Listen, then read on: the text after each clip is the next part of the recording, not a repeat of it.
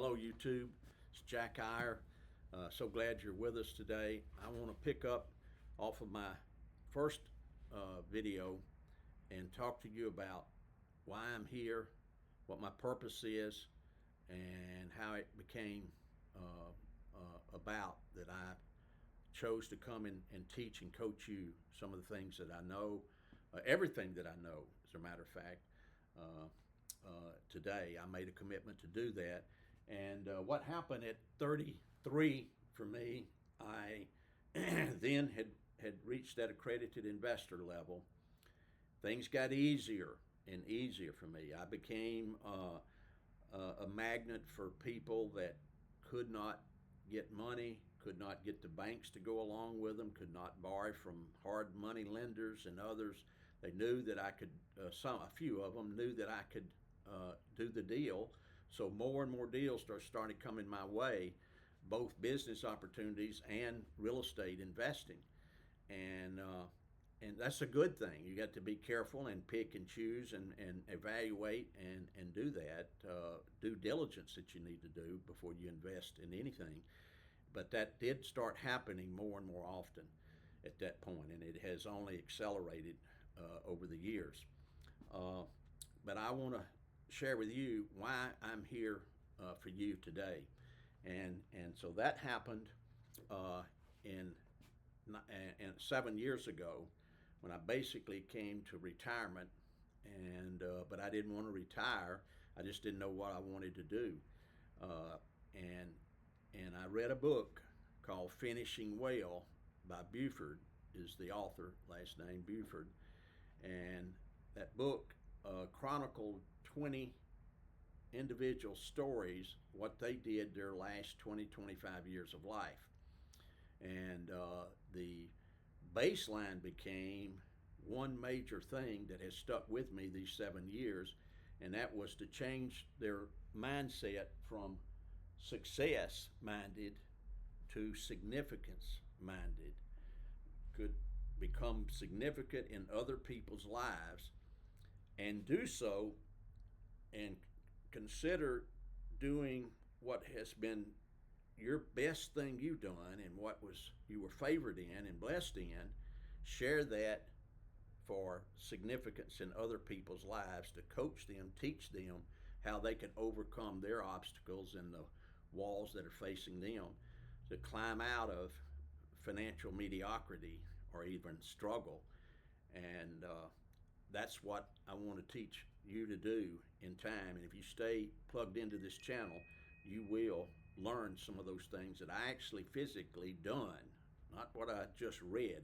Now, I did become a reading holic, you might say, and I advocate you do that. Whatever field you want to expand on, invest in, read books.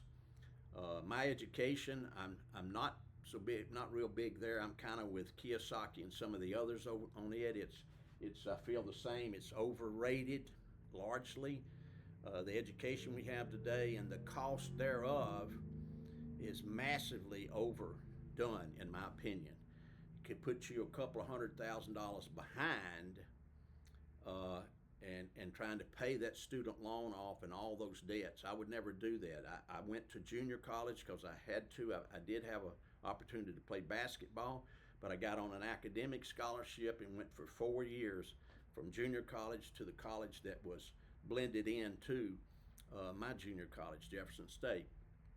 And so I had one counselor and professor the whole way through all 4 years of it. But it was not Ivy League. It was not even University of Alabama or Auburn University. Wasn't even that level. Montevallo, a liberal arts college, is where I ended up graduating and into. And as I told you last week, my major was insurance and finance. My minor was real estate. My professor, who was the guru of insurance education in the city of Birmingham, taught CPCU, CLU, and some of these advanced master degree levels. He stuck me in those classes, and so that became part of my formal education. But it didn't do anything great for me. I mostly was not at that level at that age. I did catch some things, but after college, I became a massive reader about real estate investing, about financial investing, about accounting, about the law even. And so I encourage you to do that and let that be a part of your life as you go down the road. I never was interested in history and these kinds of things, mostly just things that were tied to my interest of succeeding at someday in the financial world. I want to tell you at 36, and I have a Bible binder, you might say, of my finances from the time I was 28 years old all the way to this day. I itemize everything in my net worth, so I know where I'm at, where I finished the year at, and I'll talk more about this in future. I think it's very important for you to see yourself going from one year to the next. From 5 years, where did you go? Why did you have a gain, or why did you have a loss? There's specific reasons, things that occurred. Some within your control. Most of them, if you're dealing in the stock market, are not really in your control, at least to my knowledge of the stock market. At 36, I decided, somebody talked to me about diversification, and I bought into that line and began to invest in the stock market. I thought at this point I had from 33 to 36, my assets doubled. So I'm feeling pretty good at 36, and you need to watch yourself. Anytime that happens, you may get out too far in the confidence area and do something that you wouldn't normally do in terms of investing. But anyway, that kind of happened to me, and I bought into diversification, got into the stock market. My first year, and I moved lots of cash that I had into the stock market, but my first year in 1987, we experienced Black Monday, the stock market crash in October. I'd been in about 10 or 11 months, and I'm just kind of like a baby, a neophyte. And then, bam, the market went down 22.6% in one day. One day, 22.6%. That meant my assets went down 22% in that day. Never experienced that kind of loss, and it just shell shocked me. And I had no control, no influence or control of that. And there was $1.7 trillion lost in America that day. And so it stumbled around and stuff, ended up, being a further loss.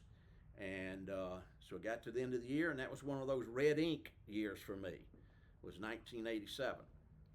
I had no control of it, and from there on, it was up and down, like riding a yo-yo. And I got a securities license. I got all kinds of training in it. I was beyond what just an individual investor anyway, and I knew one thing was to not sell out when it was at a low, and so I had to hold. And what happened 3 or 4 times after that was it took me 5 years sometimes to get back even. And if you guys have any experience in the stock market, you'll hit that kind of period too, just to get even where you were 5 years ago with no growth, just back even. Never experienced that with real estate or private lending or even business, additional businesses, side hustles. I've never experienced loss like that. And in fact, I never experienced loss at all in real estate investing in 45 years. So let me wrap this video up and ask you to like and subscribe to our channel here as we get this off the ground. I'm here because of you. I want to be significant in your lives, and it's my calling. And so I'll look forward to seeing you for the next video. Thank you.